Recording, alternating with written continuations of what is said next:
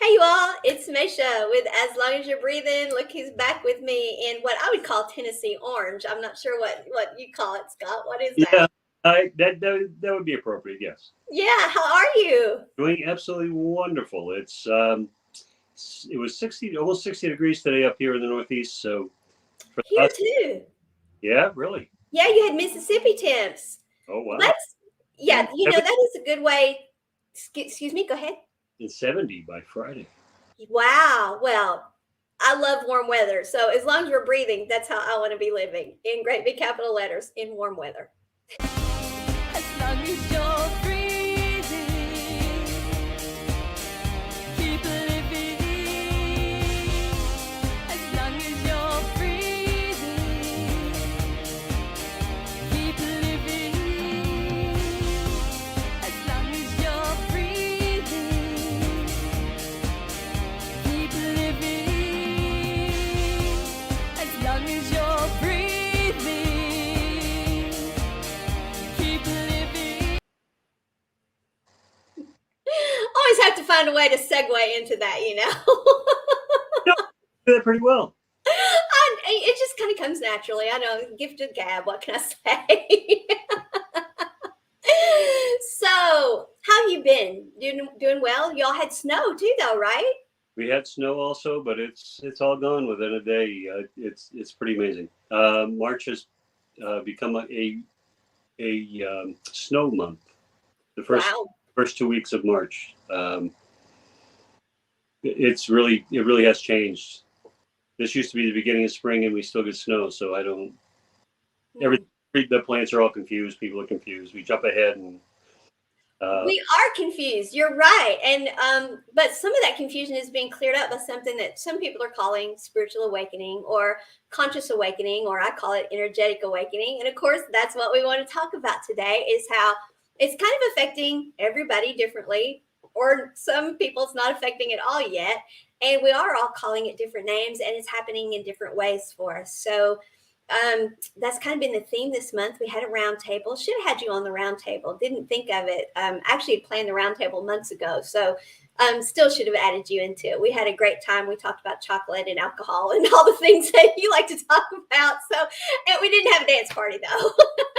Okay, well, we'll So have yeah, to we'll have to find somewhere where we can have a dance party. That's all. yes, we will. But so that's what we've been talking about is how for all of us, though we have fallen into the same belief systems, pretty much our particular group anyway, and have discovered we have so many things in common now, so many overlapping things. We also discovered we have things that don't match at all. So, what would you like to say about becoming consciously aware or spiritually awake or energetically awake?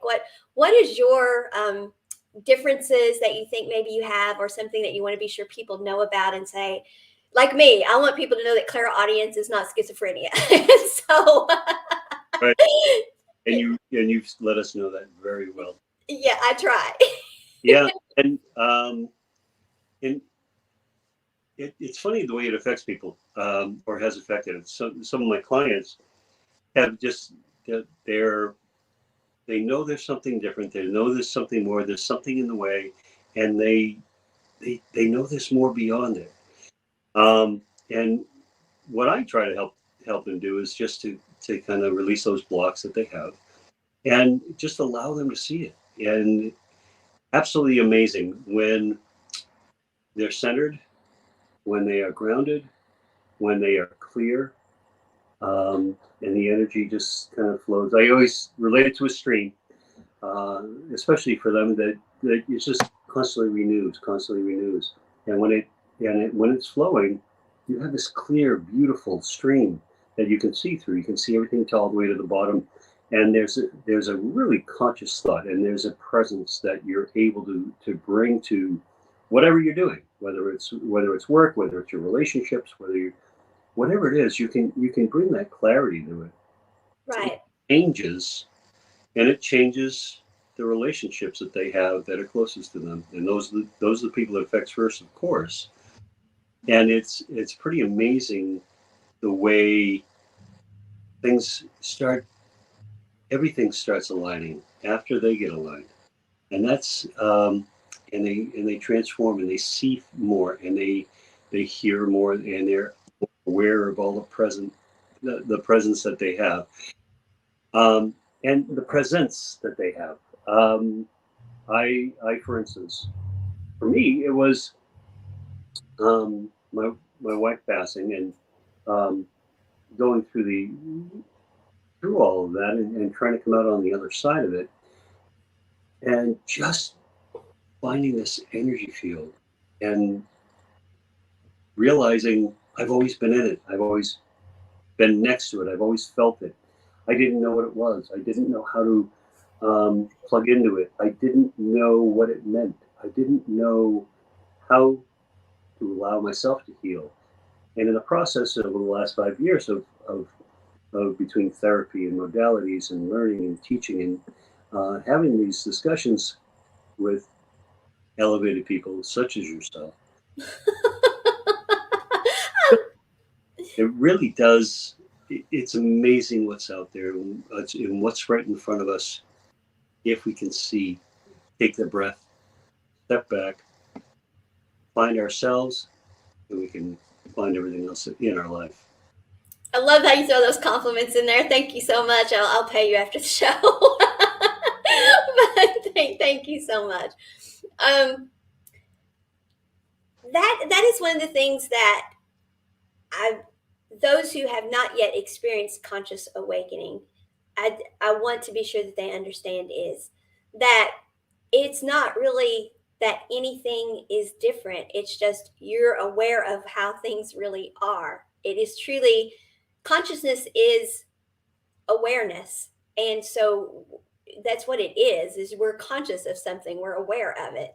And so we're really just waking up to the reality of things. And that's all that's happening. Things aren't any different. They were always like this. We're just waking up to the fact that it is so. And one example I've been giving, because I don't want people to feel like um, oh, so they're better than me because they're aware and I'm not, is okay, how many years does a doctor go to school to be a doctor? How many years does a lawyer go to school to be a lawyer? Well, they're both very consciously aware of being a doctor and being a lawyer. And it's pretty much on the even keel, but their level of consciousness is different. This one is aware of they're aware of some of the same things, but for the most part, we're talking apples and oranges here. Yet they're at very high levels of consciousness. One is not better than the other, theoretically. One is not better than the other. Experience with doctors and lawyers, yes. Right. Yeah, there you go. So I don't want to offend any of them out there. So, but it's not about, are you above somebody because I have a friend that he's very transcendent in his thinking. I met him several years ago, and his thinking is very transcendent. But the things that we are consciously aware of are vastly different. As a matter of fact, when I'm teaching talk about transcendent thinking, I almost start laughing and saying, before God told me this, guess who told me this? My friend told me. And because this person is so transcendent in their thinking, yet not consciously aware of the things that we're talking about. Well, this is one of the most transcendent thinking people I know. So it's not about putting somebody in a higher or lower bracket of some sort. It's just what you're aware of. And so it does have to happen to us when it happens to us. Do you feel like we can choose to, like, if you're hearing about it and you're like, I don't think that's happened to me yet. Do you think we can choose to, okay, I want it to happen to me. How do I do that? I mean, do you think we can do that? The answer is yes, and here's why I say that. Okay. I've been working on third eye, and I went to school, and someone's like, oh, look at that aura, and I'm just staring at that person and all of that, and they go, oh, the blues and the purples, and look at the orbs, and I'm looking, and I'm going, nope, I got nothing.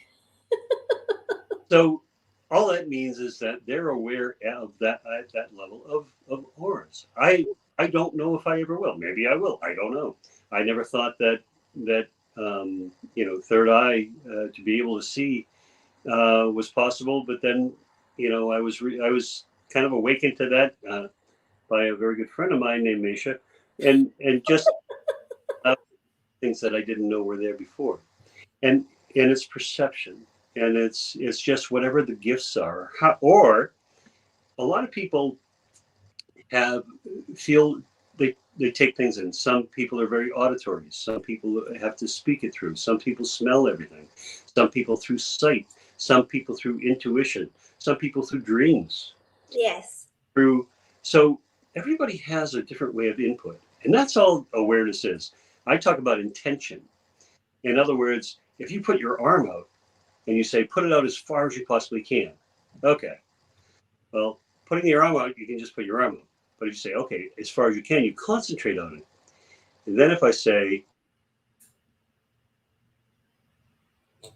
I think we're losing Scott. He may have to come out and come back in. Are you there? if you put, Go ahead. oh, okay. But if you put your arm out, you think about it and you say, go as far as you can, and you really concentrate on it, you put it out there. And then you breathe into it. And even though you put it out as far as you possibly can, maybe go a little further. Yeah. That is presence. That is being present and aware of what you're doing. So much of our life is habit. So much of our life is just, oh, this is the way I do things. Well, why? Oh, I don't know. I just do it, and so I repeat it. And a lot of our thoughts are just repeat. So if you're present, you're there for somebody. Whether you're having a conversation, whether you're watching something, whether you're doing work, that presence. And what you would explain is just being more aware of yourself. Yeah. Yeah, it really is. And that's, so I absolutely believe that people can choose to be. I think people can listen to a conversation like this and say, I don't think that's happening to me, but I want it to. And then just understand that it's intentionality, and it's about becoming open to it. We have to be open to it. If we're denying something, it's kind of like Einstein said, if you think you can, you can. I think it was Einstein. And if you think you can't, you can't. You're right either way. So we have to be open to it, of course. And if we're open to it, then things start showing up, and the reason that works is because we're putting the energy out there. Hey, I'm open to this. And so the energy that comes back to us is, they're open to that now. We can send the energy that way. So we can set the intention to develop the gifts that we have. And as you say, the gifts are, I don't see auras either. I have stared and stared and stared, and I'm like, there's no aura there. And all the gifts I have, I don't see, I don't see. And and there are other gifts I don't have too. So some people have a lot of gifts. Some people have one gift. Some people really work hard on cultivating that one gift. Some just want the whole plethora, So, but I think the other thing is, we definitely can shut it down, though, by digging our heels in and refusing to be open to it. We can definitely shut it down. And I do think I run into that because they have the paradigm of I'm in control of my life kind of thing, and so did I hit the nail on the head? That would be. I didn't even know. So let's hear about it, Scott. Until I realized I had control of nothing. Yeah. And acceptance was really, gratitude and acceptance changed the entire perspective. Right. Well, and you're Virgo too, right? Oh yeah. Yeah, so very grounded. That's what I find is, it's people who are very grounded, which I love very grounded people. They get things done. So Gemini needs to be around very grounded people, so we can actually get something done, other than just come up with another idea. But I have a lot of Virgo in my chart too, by the way. But yeah, people who are very grounded, some of what we're saying, it's like, that's magical thinking stuff. That's pie in the sky stuff. I have to work every day and make this happen. And so I really try to point out that what we're talking about is, we are talking about setting intention. We're talking about following through on it. We are talking about grounding what we come to awareness of. We're talking about bringing it down out of the theoretical, out of the ethereal, and bringing it down to the practical. And so that is one of the things that I really try to talk about a lot, is to get the attention of those who are like, there's nothing to that. You've got to work really hard and make everything happen, et cetera, et cetera. And yes and no. Yes and no. And that's in starting to work with working with more and more men, and men are usually in their heads, and in they have to work it through. They have to work everything through. And I stayed there, and I would figure, I would wake up in the middle of the night. I just had this conversation with somebody, and they wake up at 2 or 3 o'clock in the morning, and they can't go back to sleep because their brain says, "Oh, you're awake. Let's go over all those problems that could possibly happen over the course of the day." And that process, and they wake up and they're tired and they're grumpy and they really don't start their day. And I said, I don't do that anymore. And he looked at me. I said, no, because whatever happens. I let it fall away and accept what's coming. And he said, how do you just accept it? I said, I don't have control. Neither do you. You just don't know it yet. Right. And he looked at me, and it really kind of triggered a lot of thought about, oh, I'm wasting all this time and energy on planning things that may or may not happen. Energy management. That's what it's all about, is energy management, because that is energy bandwidth that you used up. That is, instead of being in the present, you worried about something that hadn't happened yet. So you're putting all that energy there. You didn't rest. And it turned out to be something that, even if it did happen, what were you going to do about it at that moment, kind of thing. And so that is energy management, which is what I take all of this and boil it down to and teach people, is how to take all of the things we're talking about and use it practically for a living, because that it really does change how your life is. I know how it's changed my health, and it's made it easier for me to manage having fibromyalgia. So I function so much better. Now, do I still have to deal with the realistic aspects of having fibromyalgia? Yeah. If I get back into the old habits, the health is back. And so it is by changing my life that the level of my health is so much better. But I also cannot go back to those things, because it wasn't magical. It's not magical thinking. It wasn't magic. They didn't, quantum emotional healing, which was how I started all this, was not magical thinking. It really was something that was very grounded, very real.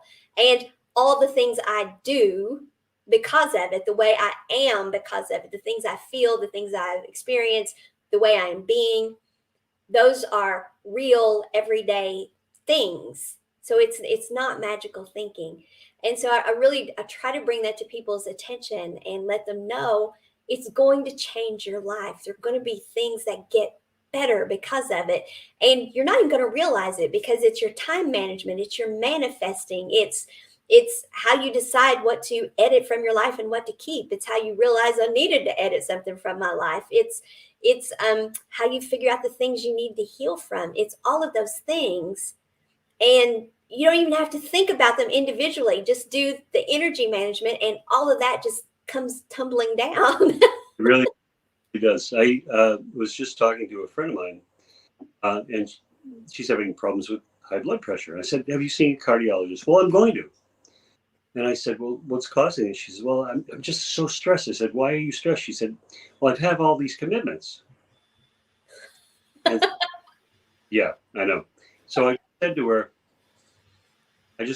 so what you're saying to me is you're putting other people and other things ahead of your health, your energy management, your taking care of you. Well, no, it's just, I don't have time. I said, so you don't have time to call a cardiologist because you're too busy. I said, think about that for a second. So today you stop whatever you're doing, you get an appointment for a cardiologist. You are probably not going to see him for 2 weeks to a month anyway.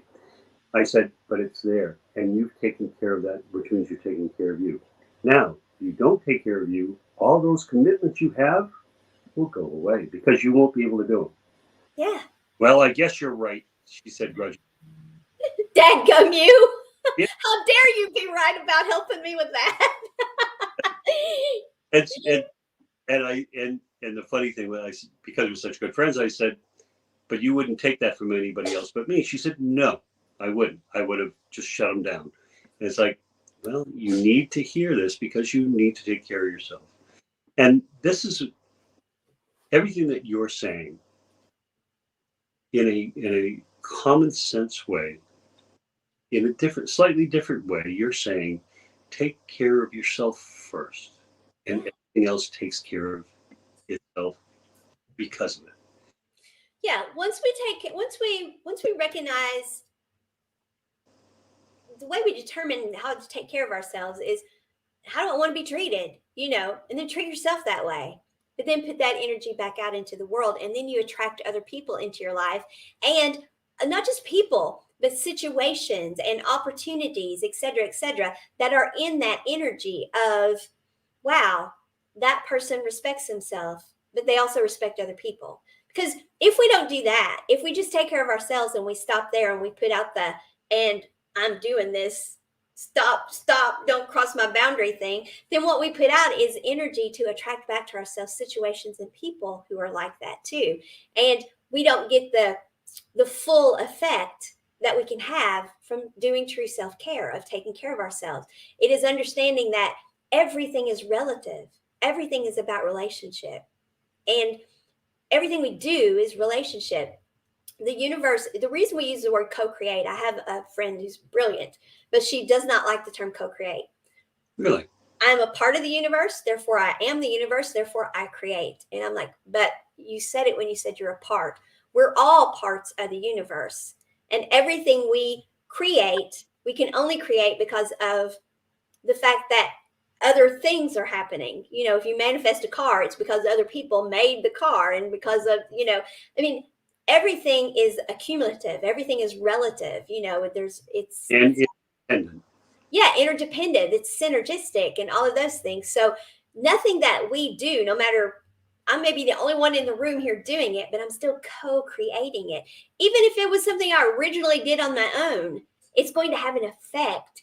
The energy of it existing is going to have an effect. And the fact that I'm having an effect, and it changes what other people do, that is co-creating. So we're all co-creators. And I think coming to that awareness is something too, because people, I know I'm Catholic, and whenever the Pope started calling Mary a co-creatrix, I mean, oh my God, the church just went freaking nuts, and the world did too. And where's the Catholic Church going to? And I thought about it, and I wasn't even in this mindset at that time. And I'm like, I get that. That makes perfect sense. If she hadn't done what she did, then it went, and so she did co-create it, and it made perfect sense to me. But it caused such an uproar. And that's one of the things that worries me. I'm always changing the language. I didn't say oneness then, so I said we're all in relationship. It's all relative. I'm still changing the vernacular, Scott. So go ahead. Well, I believe you will continue to change it and upgrade and make it easier for people to understand, because the language we use, and the more and more I speak with people, Yes. the terms we use to describe the same thing makes all the difference in the world in the way that it's accepted. If I say God, or I say Yahweh, or I say creator of all that is, or I say spirit, or however you want to put it, everybody has a different conception of what those words mean. Yeah. And so you have really changed, and you've helped me change, by the way, how I speak with people, and the words I use, depending on where they're coming from. Now, everybody out there that's listening to this, and I know there are hundreds of thousands that are just waiting for us to unleash these kernels of wisdom. Oh, absolutely. I'm pushing for 1 million. Let's send that out there. Let's go for a cool meal.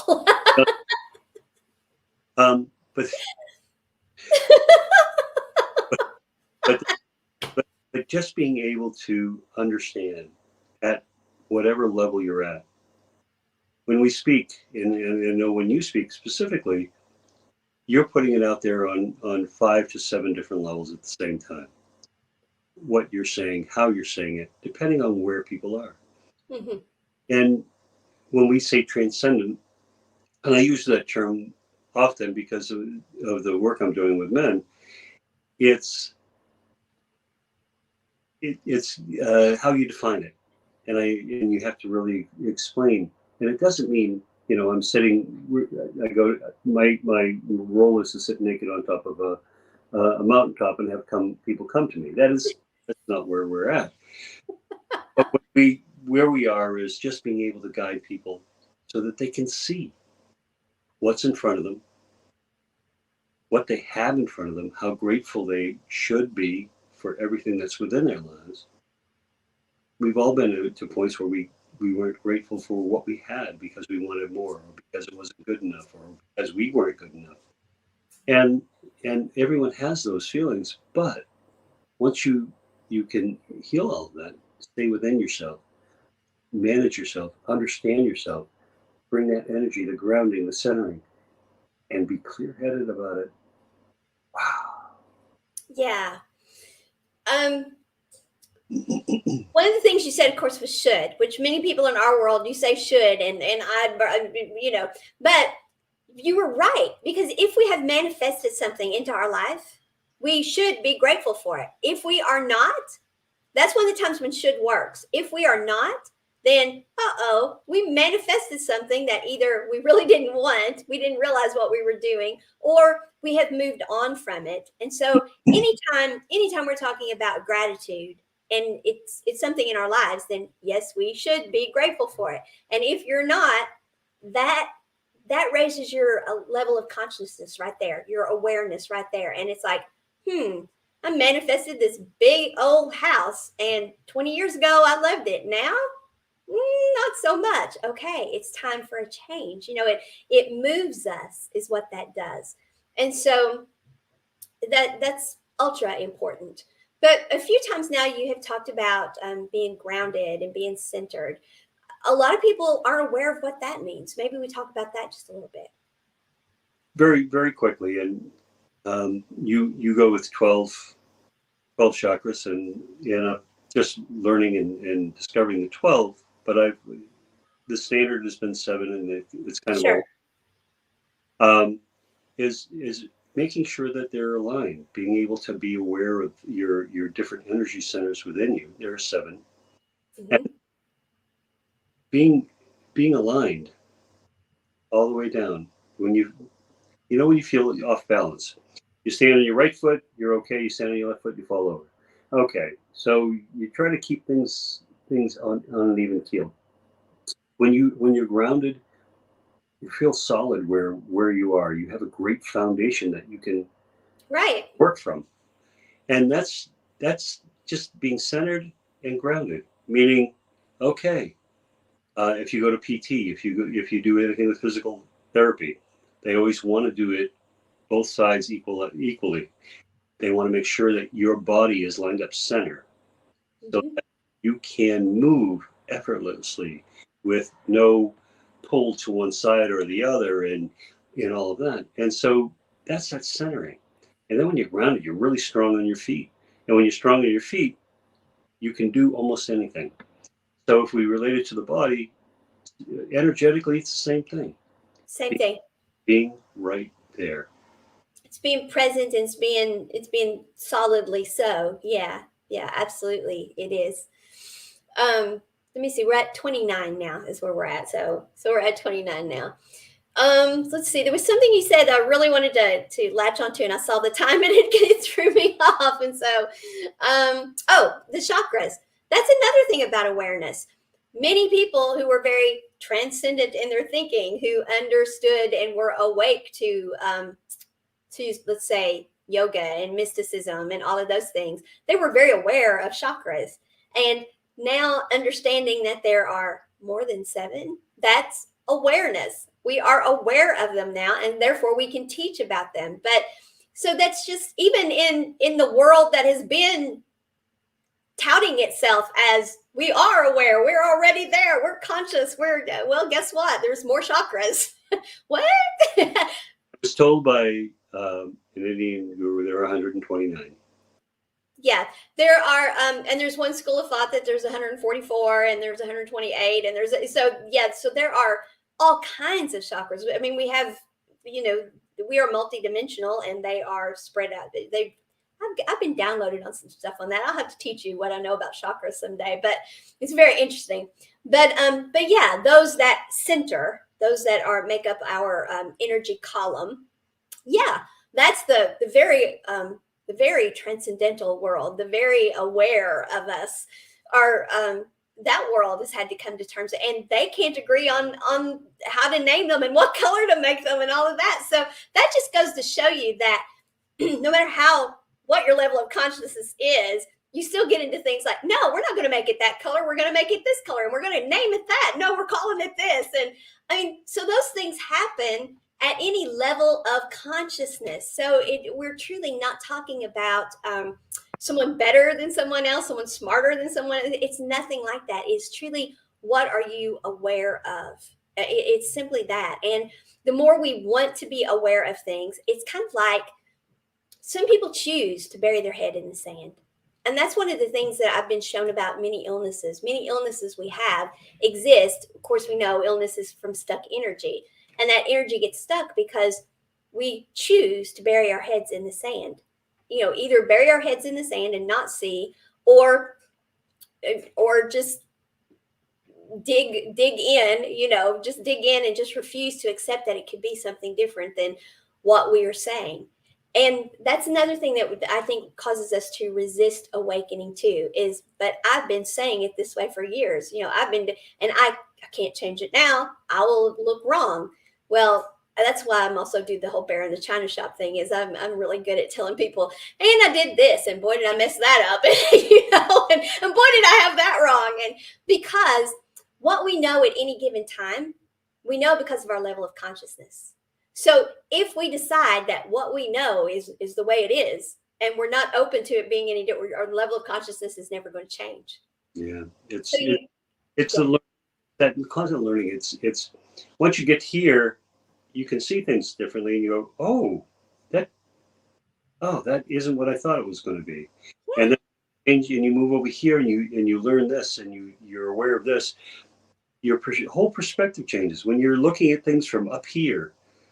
They look different than when they're over here. And it's not, and again, and I know you've impressed upon this, it's not better, worse, anything. It's different perspectives. That it's just seeing things a different way. It's seeing things not always what we thought they were. Absolutely. When we, anytime we see things from a different perspective, it's like, I think maybe you're the one who says this, to be perfectly honest. I think I'm quoting you now, Scott. I think I'm quoting Scott about how when we can look down on something and we see it a different way. Whereas when we're looking at it just this way, that's all we see. And that is the thing. At any given time, our perspective is limited if we just stay. I mean, we have to look. I mean, if I'm just looking straight ahead, my periphery, that's it. I have to look up to see up. I have to look down to see down. So just in the natural, if we want more perspective, we have to move. We have to be open to it. We have to go after it with intent. It has to be something we're aware of. Wow, there's probably more going on here than what I can see. And that's the same thing with all of this. And you have just summed up how to live and how to live with the big L. Live with great big capital letters. Oh, thank you. Is there anything you want to add to all of this, Scott? Yes, thank you. I encourage everyone to keep watching, because she comes up with new gems each and every episode, each and every time. Oh, thank you so much. And I can't afford you today. You just poured the praise on today. So I'm going to have to take out a loan here.